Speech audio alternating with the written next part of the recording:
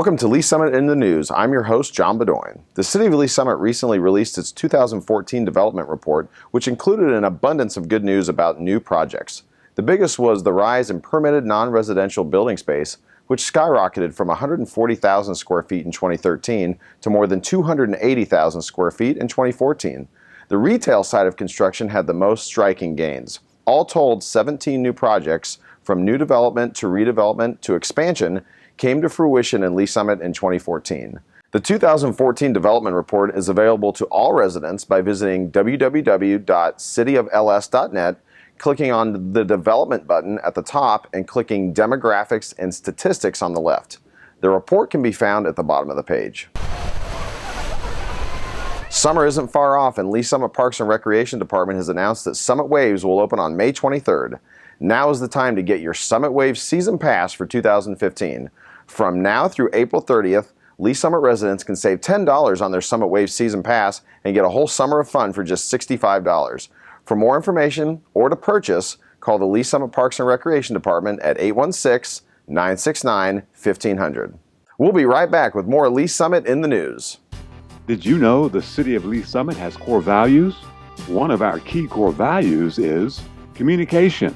When I think about communication, I think it involves parties coming together, having a great plan, understanding what the goal is, and reaching that goal together and making sure that what we've accomplished, that's what we set out to do. I think that's my definition of communication.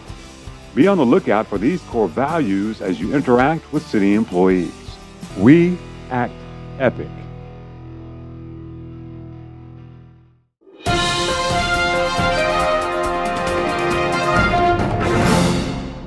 Welcome back to Lee Summit in the News. I'm your host, John Bedoin.